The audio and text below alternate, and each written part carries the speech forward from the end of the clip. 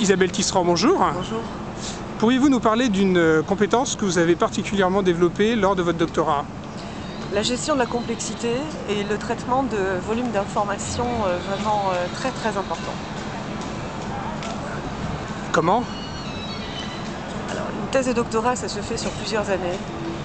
Et moi, j'ai eu la chance de passer une thèse de doctorat à l'école des études en sciences sociales, ce qui nous demandait beaucoup d'interdisciplinarité, nous demandait d'être encyclopédique, d'être très cultivé, et de pouvoir croiser différents champs de connaissances pour régler les problématiques qu'on nous demandait de gérer.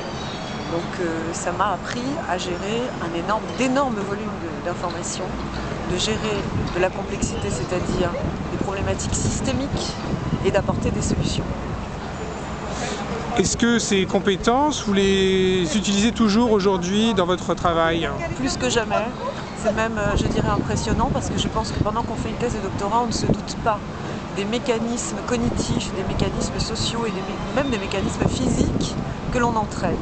Et ce qui est stupéfiant, c'est de voir que des années et des années après, c'est bien sur ces mécanismes et sur ces connaissances fondamentales que va reposer toute notre puissance de travail. Par exemple, la possibilité, pour répondre à une problématique de protection des patrimoines humains, d'explorer différents champs, de travailler dans la transversalité, de gérer encore une fois ces grands volumes d'informations pour apporter des solutions modernes et concrètes. Et en tant qu'anthropologue, vous travaillez dans des entreprises, hein?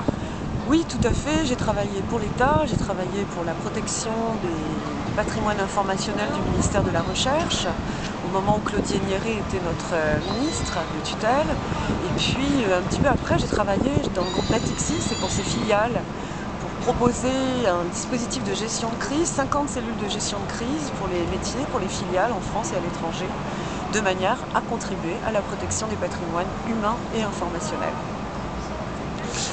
Est-ce que vous auriez des idées pour mieux valoriser le doctorat en France? C'est une question cruciale, Sébastien. Moi, je suis triste pour les docteurs.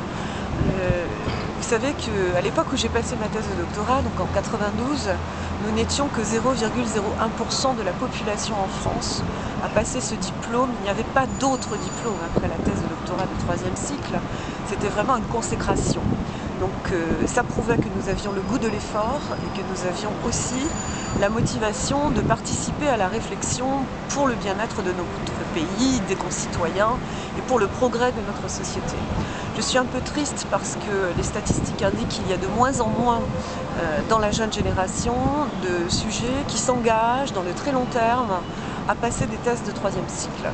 Je suis très triste parce que je pense que lorsqu'on a consacré entre 5 et 12 ans de sa vie, ce qui a été mon cas, à la rédaction d'une thèse de doctorat, on devient à un moment donné parfaitement capable de transmettre les connaissances, de transmettre la façon dont on doit gérer une étude, travailler avec les autres disciplines, etc.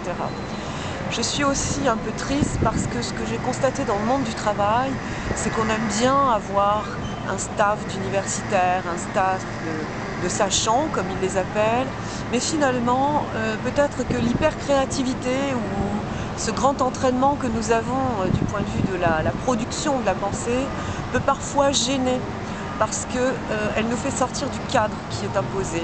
Donc pour faire progresser tout cela, je pense qu'il nous faudrait plus de promotion au sein du ministère de l'Éducation, mais même au sein du ministère de la Culture, voire même au ministère de l'Économie, qui sont vraiment des pôles extrêmement importants pour le bien-être de notre pays, pour promouvoir un accroissement des gens qui iraient jusqu'au doctorat.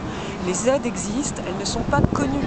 Il y a très peu de communication sur la façon de faire financer entre 5, 6 et 7 ans de thèse de doctorat.